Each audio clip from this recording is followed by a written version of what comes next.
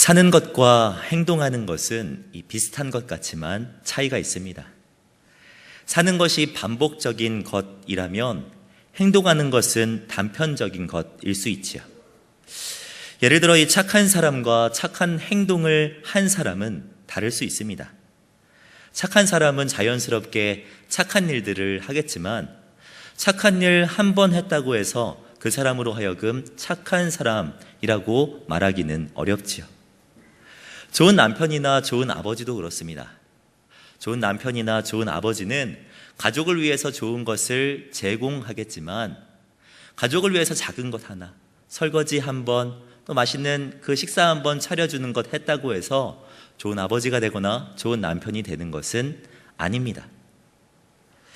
이처럼 성령으로 사는 사람과 성령의 행동 몇 번만 한 사람은요, 차이가 있습니다.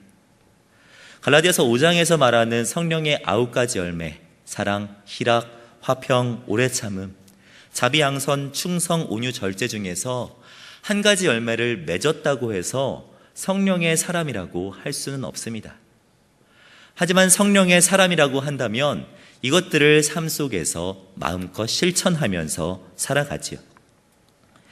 바울은 5장의 앞부분에서 성령에 관하여서 설명하였다면 본문에서는 성령으로 산다는 것이 구체적으로 어떤 의미인지, 구체적으로 무엇을 가리키는 건지 설명하고 있습니다. 갈라디아서 5장 25절은요, 이렇게 말을 합니다. 만일 우리가 성령으로 살면 또한 성령으로 행할지니 라고 말입니다. 바울은 성령으로 사는 것과 행하는 것, 행하는 것과 사는 것을 구분하여서 설명하고 있습니다. 성령으로 사는 것이 원인이라면 성령으로 행동하는 것은 그 결과일 수가 있지요. 그리스도 예수의 사람은요, 성령의 사람입니다. 예수 그리스도로 말미암아 거듭난 사람들은 성령을 소유하게 되지요. 다시 말하면 그리스도 예수의 사람들은 모두 성령으로 사는 사람이어야 한다는 것입니다. 그런데 안타깝게도 우리 주변에는요, 성령의 행동 몇 번을 하는 사람은 쉽게 찾아볼 수가 있어도 진정으로 성령으로 사는 사람은요, 쉽게 찾아볼 수가 없습니다. 혹자는 현대 기독교의 가장 큰 문제가 여기에 있다고 말을 합니다. 그리스도인으로서 단편적인 행동은 있지만 정말 성령으로 사는 사람은 찾아볼 수가 없기 때문에 비난과 손가락질을 피할 수가 없는 것이라고 말을 하죠. 사랑하는 성도 여러분, 성령으로 살아가고 계십니까? 바울은요, 본문에서 성령으로 사는 사람들이 어떻게 행동해야 하는지를 설명하고 있습니다. 이 시간 본문 말씀을 통하여서 함께 나눌 때에 성령으로 사는 삶이 무엇인지 알게 될 뿐만 아니라 성령으로 살아가게 되는 은혜가 있기를 주님의 이름으로 축복합니다. 성령으로 사는 사람은요, 어떤 사람입니까? 성령으로 사는 사람은 헛된 영광을 구하지 않는 사람입니다. 본문 26절을 보면 이렇게 말을 합니다. 헛된 영광을 구하여 서로 노엽게 하거나 서로 투기하지 말지니라 라고 말을 하고 있죠. 바울은 성령으로 행하라고 말하고 나서 가장 먼저 헛된 영광을 구하지 말라고 권면하고 있습니다. 여기에서 말하는 이 헛된 영광이랑 텅 빈 영화 혹은 빈 명예를 뜻하죠. 헛된 영광은 깊은 불안의 상태, 영광이 없음을 알고 있는 상태입니다. 그래서 자신의 가치를 스스로와 다른 사람들에게 입증하려고 애쓰게 됩니다. 그리고 그 다음에는 자신과 다른 사람들을 계속해서 비교하는데 온 정신을 팔게 되지요. 본문은 헛된 영광을 구하는 사람에게 나타나는 현상이 타인을 노엽게 하거나 서로 투기하는 것이라고 말을 합니다. 노엽게 하는 것은요, 부추겨 경쟁하게 하는 것입니다. 또한 투기는요, 질투보다 더 심한 것으로서 다른 이의 소유를 원하거나 그 사람을 차지하기 위한 마음을 의미하지요. 명설교가인 이 존 스토트 목사님은요, 이것을 우월감과 열등감이라는 말로 정리를 하는 것을 볼 수가 있습니다. 그 책을 보면 이렇습니다. 노엽게 하는 것은 자신의 우월하다고 생각하는 사람이 자신보다 약해 보이는 사람을 깔보며 취하는 자세이다. 투기는 열등감을 느끼는 사람이 자기보다 낫다고 생각하는 사람을 올려보는 자세이다 라고 설명하고 있지요. 우월감이나 열등감은요, 모두 헛된 영광을 구하기 때문에 나타나는 현상들입니다. 하나님께서 나 자신을 어떻게 보시느냐에 집중하는 것이 아니라 사람들이 나를 어떻게 생각하는 거에 집중하기 때문에 나타나는 것들이지요. 기준을 하나님이 아닌 사람들에게 두기 때문에 자신을 계속해서 다른 사람들과 비교하려고 합니다. 그래서는요, 상대방보다 내가 잘하면 우월하다고 생각합니다. 또한 상대방과 비교해서 내가 못하다고 생각하면 열등감에 빠져 침묵하게 되지요. 이것은 사실 바울이 갈라디아서를 통하여서 말했던 복음과는요, 거리가 있습니다. 바울이 갈라디아서 3장 28절에서 무엇이라고 말을 했습니까? 갈라디아서 3장 28절을 보면 너희는 유대인이나 헬라인이나 종이나 자유인이나 남자나 여자나 다 그리스도 예수 안에서 하나라고 말하였죠. 이 말이 무슨 의미입니까? 사람들이 볼 때에는 유대인일지라도 자유인일지라도 당시에 인정받던 남자일지라도 우월하게 생각할 필요 없다. 그리스도 예수 안에서 다 하나이기 때문이다 라고 말을 하고 있는 것이죠. 반대로 너희가 헬라인이거나 또 너희가 종이거나 너희가 여자일지라도 너희들은 열등감에 빠질 필요가 없다. 왜냐하면 너희들은 모두 주 예수 그리스도 예수 안에서 하나이기 때문이라 라고 설명하고 있는 것이죠. 헛된 영광을 구하는 이들은 무엇인가 우월하려고 노력합니다. 그러나 예수님은요, 그런 이들에게 그런 행동이 잘못됐다고 분명하게 가르쳐 주셨죠. 예수님의 수제자로 우월함을 드러내려고 했던 베드로에게 예수님께서 뭐라고 말씀하셨습니까? 마태복음 19장 30절을 보면 먼저 된 자로서 나중되고 나중된 자로서 먼저 될 자가 많다고 말씀하셨습니다. 뿐만 아니라 제자들 중에서 서로 자신이 큰 사람이라고, 한 천국에서 높은 자리에 앉으려고 싸우고 있을 때 예수님께서는 어떻게 하셨습니까? 나이도 어리고 사회적 지위도 낮았던 어린아이를 데려다가 말씀하셨습니다. 누구든지 내 이름으로 이런 어린아이를 영접하면 곧 나를 영접하며 또 누구든지 나를 영접하면 곧 나를 보내신 이를 영접함이라. 너희 모든 사람 중에 가장 작은 그가 큰 자니라 라고 분명하게 말씀하셨죠. 사랑하는 성도 여러분, 예수님의 생각은 우리의 생각과 너무나도 다릅니다. 세상과는 전혀 다르지요. 세상의 조건들을 갖추고 있든지 그렇지 못하든지 하나님 앞에서는 모두가 하나이며 하나님께서 보시기에 모두가 존귀한 사람이라는 것, 이것이 바로 우리 예수님께서 가르쳐 주신 교훈 아니겠습니까? 우리가 우월감이나 열등감에서 벗어나기 위해서는 사람의 시선이 아니라 하나님께서 나를 어떻게 생각하시는가에 집중해야 할 필요가 있습니다. 사실 갈라디아서를 쓰고 있는 이 바울은요, 약점이 많았던 사람입니다.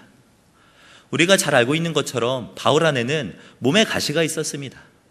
눈으로 그냥 보아도 사람들이 꺼려질 정도의 몸에 가시가 있었죠. 뿐만 아니라 그가 다메섹에서 예수님을 만나기 전에 그가 했던 행동들은요, 그의 사역에 있어서 치명적인 약점이 되었습니다. 그러나 그럼에도 불구하고요, 바울이 대담할 수 있었던 이유가 무엇입니까? 그는 사람이 아니라 하나님께 집중했기 때문이죠. 갈라디아서 1장 10절 말씀을 보면 이렇게 말을 합니다. 이제 내가 사람들에게 좋게 하랴 하나님께 좋게 하랴. 사람들에게 기쁨을 구하랴. 내가 지금까지 사람들의 기쁨을 구하였다면 그리스도의 종이 아니니라 라고 말입니다. 바울은 그리스도의 종으로서 사람의 기쁨을 구하지 않았습니다. 하나님 앞에서 내가 어떤 사람인지, 하나님이 나를 어떻게 생각하였는지 거기에 집중하였지요. 사실 우리가 살아가는 세상은요, 경쟁이 뿌리 깊이 자리 잡고 있습니다. 그렇지요. 사회, 정치, 경제, 문화, 어디를 보아도요, 경쟁의 늪에서 벗어날 수 있는 곳은 없어 보입니다. 교육도 그렇습니다. 한국의 공교육이 도입될 때부터 보다 좋은 중학교, 보다 좋은 고등학교, 보다 좋은 대학교를 보내는 것이 마치 교육의 목표인 것처럼 여겨졌지요. 좋은 대학 나와서 좋은 회사에 취업하는 것이 마치 교육의 목표인 것처럼 사람들은 생각하였습니다. 이런 구조 속에서 우리 학생들이 배울 수 있었던 것은요, 끝없는 경쟁 아니었습니까? 그러나 사실 공교육이 우리나라에 처음 자리 잡을 때만 해도요, 우리의 선교사님들은 그렇게 가르치지 않았습니다. 공교육과 기독교라는 이 책을 보면요, 선교사님들이나 교회가 교육에 관하여서 오히려 국가나 사회보다 더욱더 앞섰다고 말을 합니다. 그러면서 이 교육사였던 이만교 씨는 이렇게 기록을 하지요. 관립사립학교의 시설을 통하여 당시의 교육사조를 미루어 보면 교육의 목적이 개인의 개성 발전이나 세계문화 흡수를 추구한 것이 아니고 대부분 벼슬길로 속히 가는데 있었기 때문에 일종의 기계적 교육이었다. 그리고 학교 자신도 영원한 국민교육이 목표가 아니었기 때문에 얼마 지나지 않아 다 쓰러지고 말았다. 100년 전에 공교육이 이랬다는 것입니다. 그런데요, 반면에 서양인이 설립한 학교, 선교사님들이 설립한 이 학교는요, 그 수가 관립의 모든 학교 수와 대당하고 우리 민간 사립학교보다는 몇 배나 되었다. 오늘까지 혹은 몇 년 전까지 지속이 되면서 점점 발전하였는데 그들은 그 교육사조가 절대로 목전의 투기가 아니었다. 그들은 저희 교회의 경전, 성경에서 쓰여있는 교훈을 진리로 알고 그대로 될 것을 믿고 계획과 노력을 한 것이다. 이 정신으로 교육을 하였기 때문에 벼슬꾼을 가르친 것이 아니며 장사꾼을 가르친 것도 아니다. 눈앞에 작은 이익을 추구한 몰이주의적 교육이 아니었고 오직 보다 인간다운 인간이 되라는 교육이었다라고 말을 하죠. 선교사님들이 목표로 삼았던 인간다운 인간이 무엇입니까? 창조 때의 그 인간의 모습 아니겠습니까? 하나님이 보시기 정말 좋았다고 말하는 그 인간상, 그냥 두고 보시기에도 너무나도 특별한 그 인간의 모습, 너무나도 존귀한 그 인간의 모습, 그것이 바로 복음이 비추고 있는 인간의 모습이죠. 이러한 복음적인 인간관이 우리 가운데 자리 잡고 있을 때요, 우리는 우월감이나 열등감에서 벗어날 수가 있습니다. 어떤 상황에 있든지 하나님 앞에서 존귀한 나 자신을 인정할 수가 있는 것이죠. 사랑하는 성도 여러분, 복음은 우리로 하여금 존귀하다고 지금도 말을 하고 있습니다. 하나님은 우리를 보시기에 심히 좋다고 지금도 말씀하고 있지요. 그렇기 때문에 사랑하는 성도 여러분, 열등감에 빠지려고 할 때 선포하십시오. 다른 사람이 나를 어떻게 생각하느냐가 중요한 것이 아니다. 그들이 아니라 예수님께서 나를 인정하시는 것, 예수님께서 나를 가치 있다고 말씀하시는 것, 그것이 내게 중요하다라고 말입니다. 반대로 우월감이 나를 감싸려고 할 때 고백하셔야 합니다. 내가 나를 어떻게 생각하느냐가 중요하지 않다. 나는 이 사람만큼이나 죄인이고 그리스도의 사랑받기에 부족한 자이다 라고 말입니다. 사람을 바라보면 헛된 영광을 구할 수밖에 없습니다. 사람이 아닌 우리 안에 있는 성령님의 능력을 의지하시기를 부탁드립니다. 육체적인 본성이 아니라 성령 충만으로 살아가 이 썩어져 버릴 영광이 아니라 영원한 영광을 누리시는 복된 인생 되시기를 주님의 이름으로 축복합니다. 우리 옆 사람에게 한번 인사해 볼까요? 당신은 존귀한 사람입니다.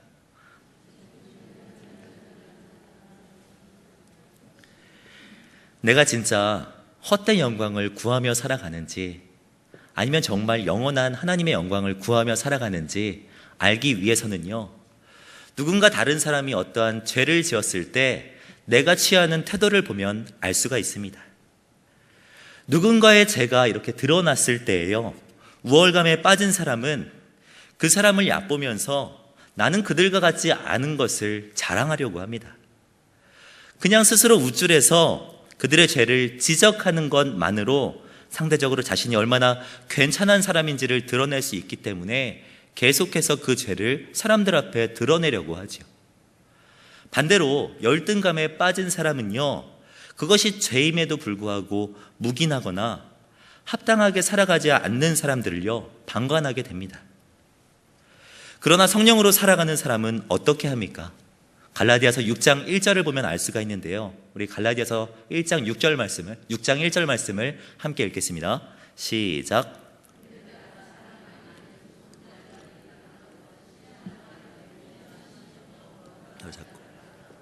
너 자신을 살펴보아 너도 시험 받을까 두려워하라. 바울은요, 성령의 사람으로 하여금 누군가의 죄를 발견했을 때 두 가지 행동을 취하라고 말을 합니다. 그 첫 번째는 무엇이냐면 온유한 심령으로 그러한 자를 바로 잡아야 한다고 말을 하죠. 여기서 말하는 이 바로 잡다라는 말은 이 탈구된 뼈를 원상태로 돌려놓는다라는 의미입니다. 탈구된 뼈를 원상태로 돌려놓을 때 아픔은 있겠지만요, 이후의 삶을 위해서 반드시 겪어야 하는 것이죠. 그것과 같이 죄도여 드러났을 때 그것을 고치는 것은 아픔이 따르겠지만 그 이후의 삶을 위해서 반드시 직면해야 하는 것입니다. 그러나 중요한 것은 온유한 심령으로 바로 잡아야 한다는 것이죠. 온유란 예수 그리스도께서 친히 본을 보이시고 가르쳐 주신 인격적 성숙함입니다. 온유는 보통 화를 내지 않는 것으로 우리에게 나타나죠. 이것은 우리가 약해서가 아니라 상대방의 약함을 감싸줄 수 있는 강함이 내 안에 있기 때문입니다. 예수님께서는 자기를 고소하는 불의한 자들 앞에서 단 한마디 대꾸나 변명도 하지 않은 채 그들을 품어주셨습니다. 왜요?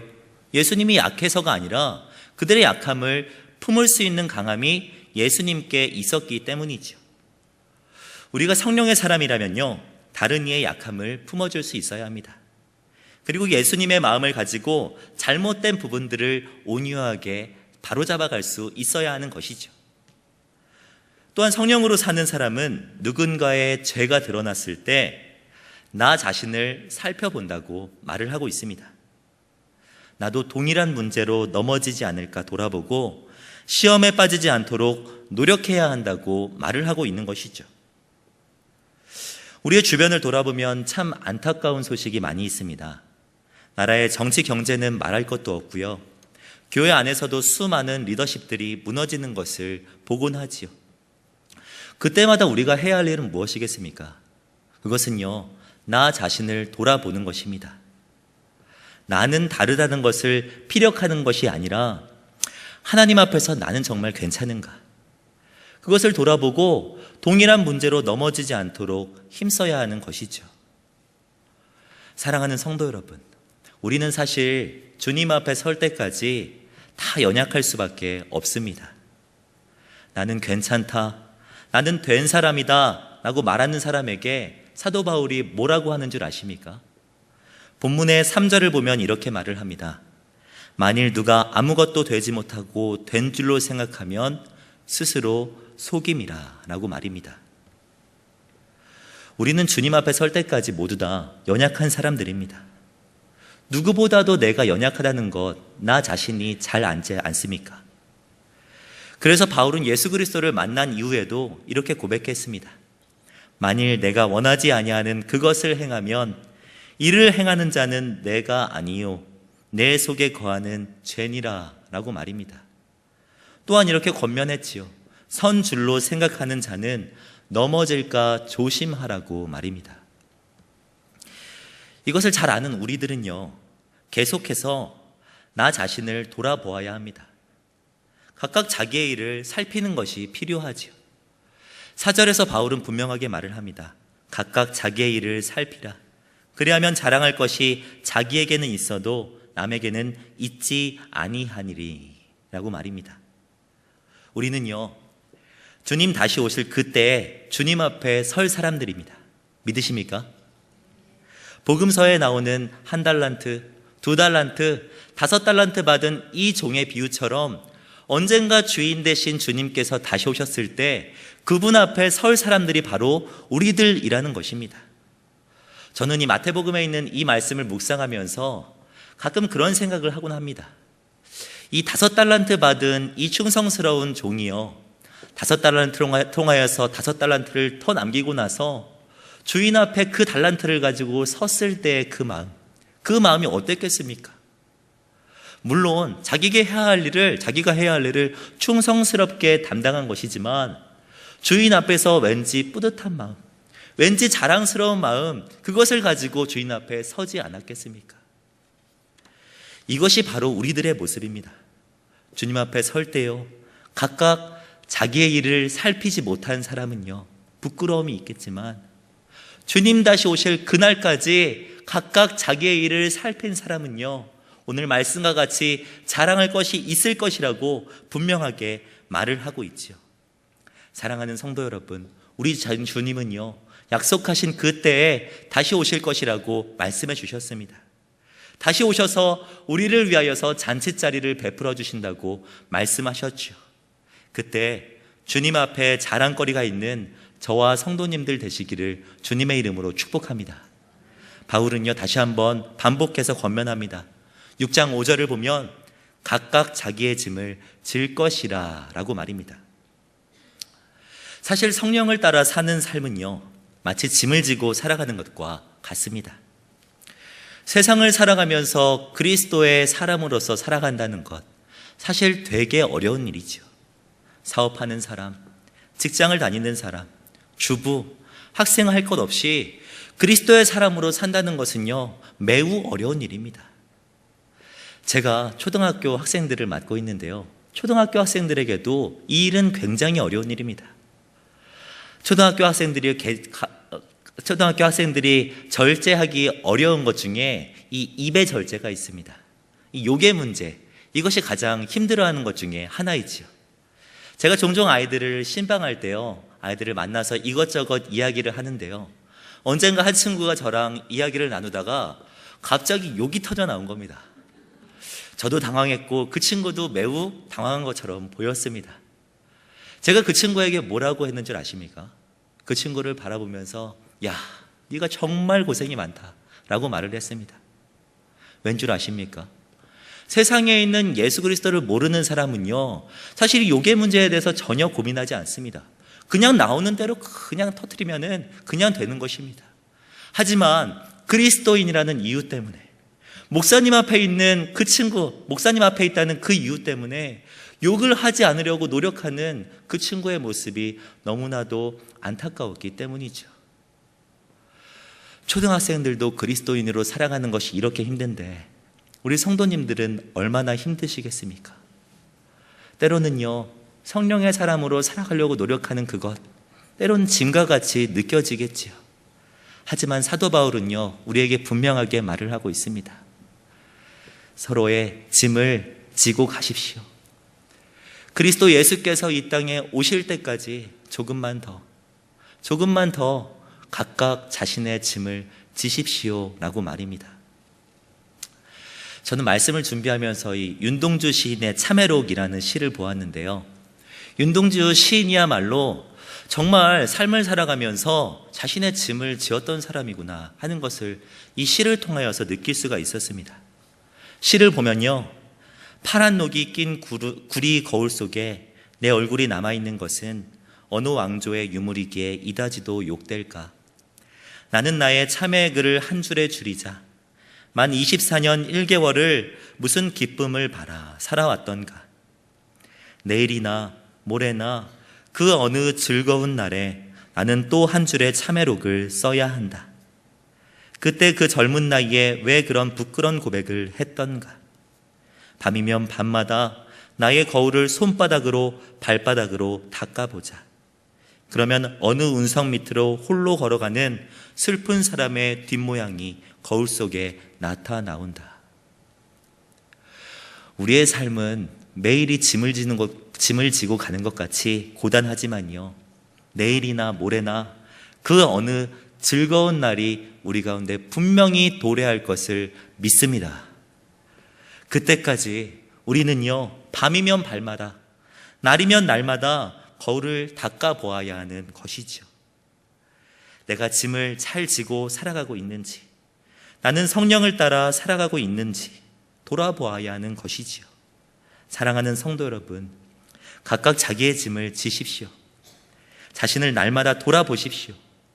주님 다시 오실 때까지 그렇게 살아가셔서 주님 앞에 수많은 자랑거리들을 들고서는 저와 여러분들 되시기를 주님의 이름으로 축복합니다. 마지막으로 성령으로 사는 사람은요, 자신의 짐을 질 뿐만 아니라 서로의 짐도 함께 져주는 사람이라고 말을 합니다. 본문의 2절 말씀을 보면 너희가 짐을 서로 지라 그리하여 그리스도의 법을 성취하라 라고 말을 하고 있습니다. 성령으로 사는 사람은요, 각각 자신의 짐을 질 뿐만 아니라 서로의 짐 또한 함께 져줘야 된다고 말을 합니다.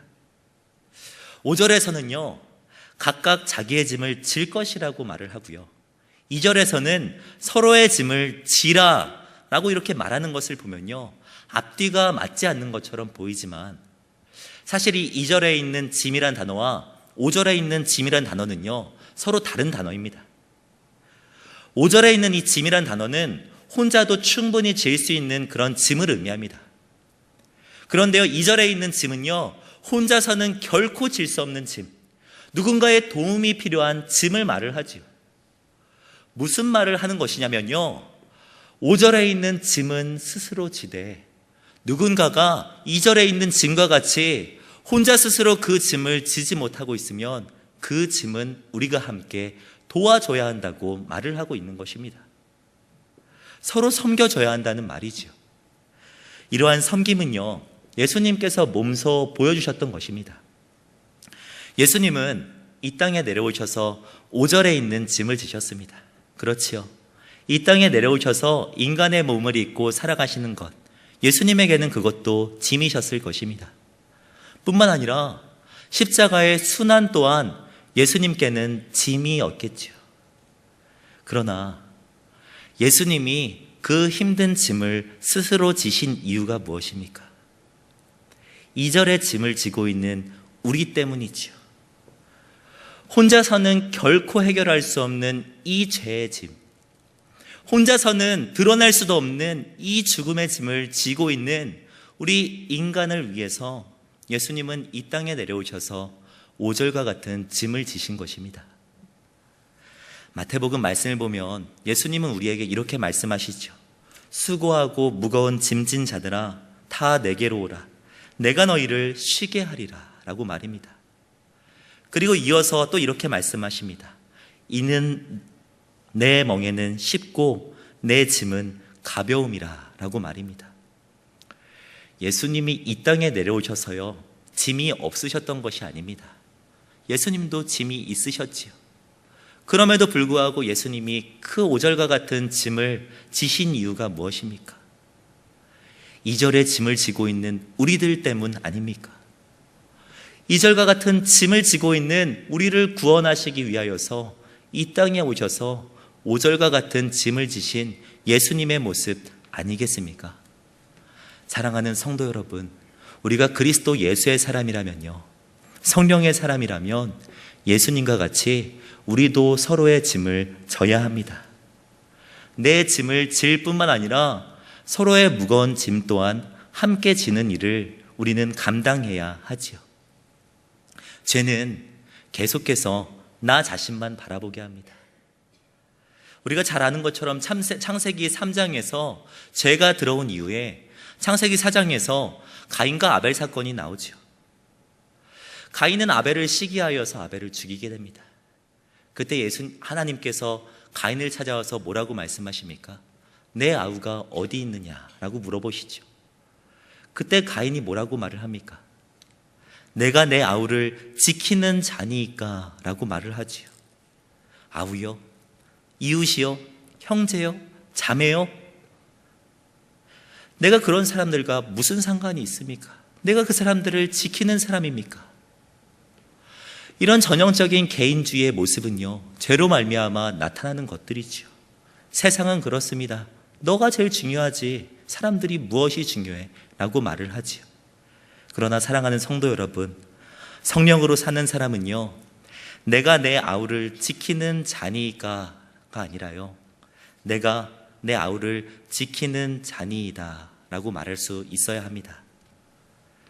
예수님께서 자신의 짐을 지시면서 우리를 위하여서 서로의 짐을 지셨던 것처럼 우리 또한 주변에 있는 많은 사람들을 위하여서 함께 짐을 지고 가는 우리 성도님들 되시기를 부탁드립니다.